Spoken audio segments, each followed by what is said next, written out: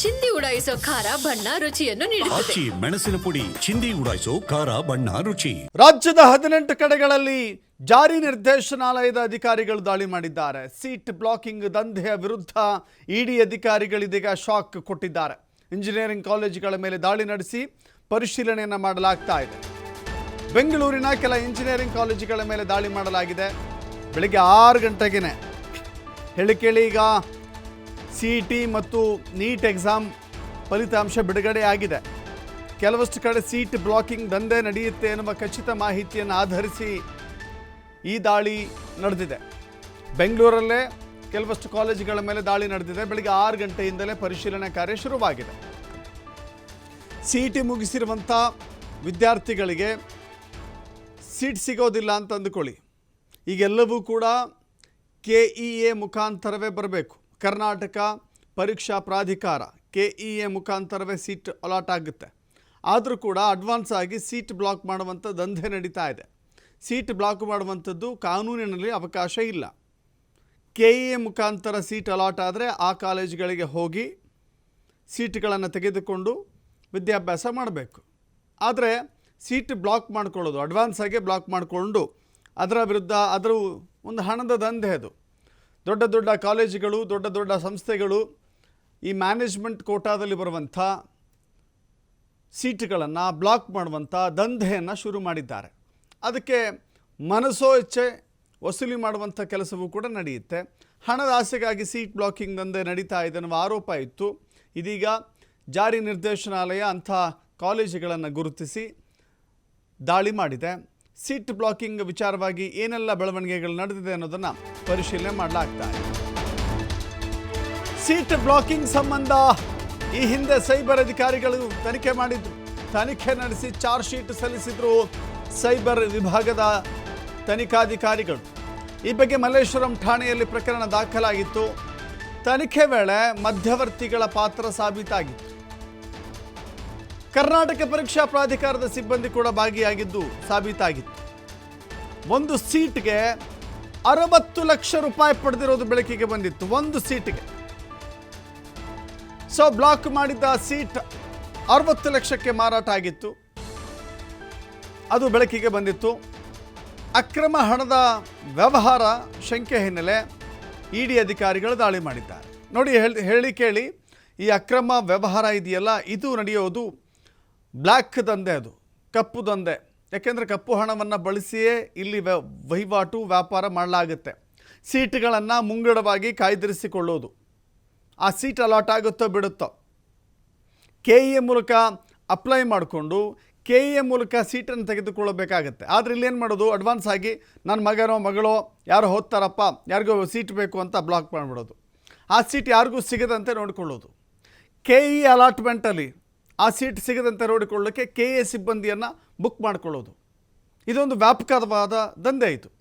ಆನಂತರ ಆ seat reserve ಇಟ್ಟ ಮೇಲೆ ಕೊನೆಗೆ ಆ ಸೀಟಿಗೆ ಯಾರಿಗೂ ಕೂಡ ಅಲಾಟ್ ಮಾಡದಂತೆ ನೋಡಿಕೊಂಡು ಅದೇ ಸೀಟನ್ನು ಮನಸೋ ಇಚ್ಛೆ ರೇಟಿಗೆ ಮಾರಾಟ ಮಾಡಿಕೊಳ್ಳೋದು. ಒಂದು ಸೀಟಿಗೆ 60 ಲಕ್ಷ ರೂಪಾಯಿ ತೆಗೆದುಕೊಂಡಿದ್ದಾರೆ. ಒಂದು ಸೀಟಿಗೆ. ಬೆಂಗಳೂರಿನ ಖಾಸಗಿ ಕಾಲೇಜುಗಳಲ್ಲಿ ಅಕ್ರಮ ಸೀಟ್ ಬ್ಲಾಕಿಂಗ್ ದಂಧೆ. ಈ ಬಗ್ಗೆ ಹನುಮಂತನಗರ ಮತ್ತು ಮಲ್ಲೇಶ್ವರಂ ಠಾಣೆಗಳಲ್ಲಿ ಪ್ರಕರಣ ದಾಖಲಾಗಿತ್ತು. 2021 ಮತ್ತು 2022ರಲ್ಲಿ ಈ ಸೀಟ್ ಬ್ಲಾಕಿಂಗ್ ದಂಧೆ ನಡೆದಿತ್ತು. AICTE ಮತ್ತು UGC ನಿಯಮವನ್ನು ಉಲ್ಲಂಘಿಸಿ ಅಕ್ರಮವಾಗಿ ಸೀಟನ್ನು ಪಡೆದುಕೊಳ್ಳಲಾಗಿತ್ತು.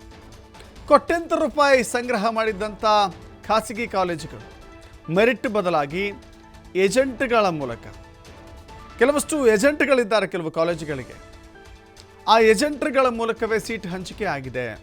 ಹೀಗಾಗಿ ಸೀಟ್ ಬ್ಲಾಕಿಂಗ್ ದಂಧೆಯ ವಿರುದ್ಧ ತನಿಖಾಧಿಕಾರಿಗಳು ತನಿಖೆಯನ್ನು ಮಾಡ್ತಾ ಇದ್ದಾರೆ.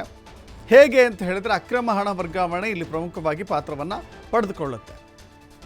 ನೇರವಾಗಿ ಬ್ಯಾಂಕ್ ಅಕೌಂಟ್ಗೆ, ಕಾಲೇಜಿನ ಬ್ಯಾಂಕ್ ಖಾತೆಗೆ ಹಣವನ್ನು ತೆಗೆದುಕೊಳ್ಳೋದಿಲ್ಲ.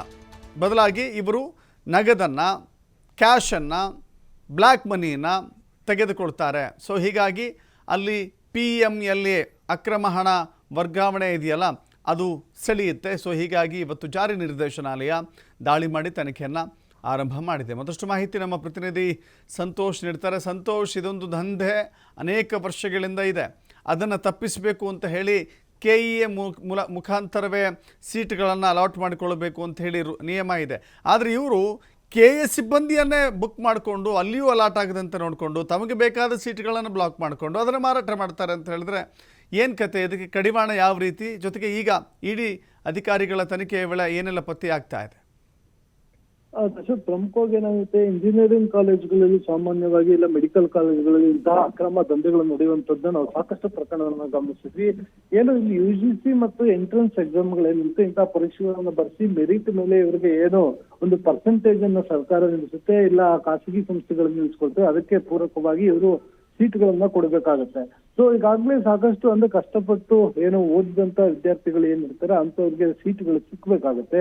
ಆದ್ರೆ ಇವರು ಮೆರಿಟ್ ಆಧಾರವಾಗಿ ಬಿಟ್ಟು ಮಧ್ಯವರ್ತಿಗಳನ್ನ ಇಟ್ಕೊಂಡು ಹಣವನ್ನ ಮಾಡ್ಲಿಕ್ಕೆ ಏನು ಒಂದು ಸೀಟ್ಗೆ ಈಗ ನಾವು ಎಕ್ಸಾಂಪಲ್ ತೆಗೆದುಕೊಳ್ಳೋದಾದ್ರೆ ಒಂದು 10 ಲಕ್ಷ ಇದ್ರೆ ಅದಕ್ಕೆ 1 ಕೋಟಿ ಅಷ್ಟು ಡಿಮ್ಯಾಂಡ್ ಅನ್ನ ಮಾಡುವಂಥದ್ದು, ಡಿಮ್ಯಾಂಡ್ ಅನ್ನ ಮಾಡಿ ಅದನ್ನ ಮಧ್ಯವರ್ತಿಗಳು ಒಂದಿಷ್ಟು ಹಣವನ್ನ ಇಟ್ಕೊಳ್ಳುವಂಥದ್ದು, ಅದ್ರ ಜೊತೆಗೆ ಸಂಸ್ಥೆಗಳು ಕಾಲೇಜುಗಳೇನಿರ್ತೋ ಆ ಕಾಲೇಜುಗಳು ಕೂಡ ಲಾಭ ಮಾಡಿಕೊಡುವಂತ ಕೆಲಸವನ್ನ ಈ ಮಧ್ಯವರ್ತಿಗಳು ಮಾಡ್ತಾರೆ. ಇದಕ್ಕೋಸ್ಕರ ಸೀಟ್ ಬ್ಲಾಕಿಂಗ್ ಮಾಡುವಂಥದ್ದು, ಅಂದ್ರೆ CET ಬರೆಯುವಂತ ಕಡೆ ಇರ್ಬೋದು, UGC ನಿಯಮಗಳನ್ನ ಪಾಲನೆ ಮಾಡದಂತದ್ದು ಇರ್ಬೋದು, ಈ ರೀತಿಯಾಗಿ ಮಾಡಿಕೊಂಡು ಸಾಕಷ್ಟು ಜನರಿಗೆ ವಂಚನೆಗಳಾಗ್ತಿದೆ. 2021-22ರಲ್ಲಿ ಇದಕ್ಕೆ ಸಂಬಂಧಪಟ್ಟ ಹಾಗೆ ಸಾಕಷ್ಟು ಪ್ರಕರಣಗಳು ಕೂಡ ದಾಖಲಾಗಿದ್ವು. ಹನುಮಂತನಗರ ಪೊಲೀಸ್ ಠಾಣೆ ಕೂಡ BMS ಕಾಲೇಜ್ ಪ್ರಕರಣಕ್ಕೆ ಸಂಬಂಧಪಟ್ಟ ಹಾಗೆ ಅಲ್ಲೂ ಕೂಡ FIR ಅನ್ನು ದಾಖಲು ಮಾಡಲಾಗಿತ್ತು. ಅಲ್ಲಿನ ಟ್ರಸ್ಟಿ ಏನಿರ್ತಾರೆ ಅವರ ವಿರುದ್ಧ ಪ್ರಕರಣವನ್ನು ದಾಖಲು ಮಾಡಿದಂತ ಅಧಿಕಾರಿಗಳು ಪ್ರಕರಣದ ತನಿಖೆಯನ್ನು ನಡೆಸಿ ಚಾರ್ಜ್ ಶೀಟ್ ಅನ್ನ ಸಲ್ಲಿಕೆಯನ್ನ ಮಾಡಿದ್ರು. ಚಾರ್ಜ್ ಶೀಟ್ ಸಲ್ಲಿಕೆ ಮಾಡುವಂತ ಸಂದರ್ಭದಲ್ಲಿ ಸುಮಾರು 1 ಸೀಟಿಗೆ 60 ಲಕ್ಷದಷ್ಟು ಅಕ್ರಮವಾಗಿ ಇವರು ಬ್ಲಾಕಿಂಗ್ ಮಾಡಿರುವಂತದ್ದು ಬೆಳಕಿಗೆ ಕೂಡ ಬಂದಿತ್ತು.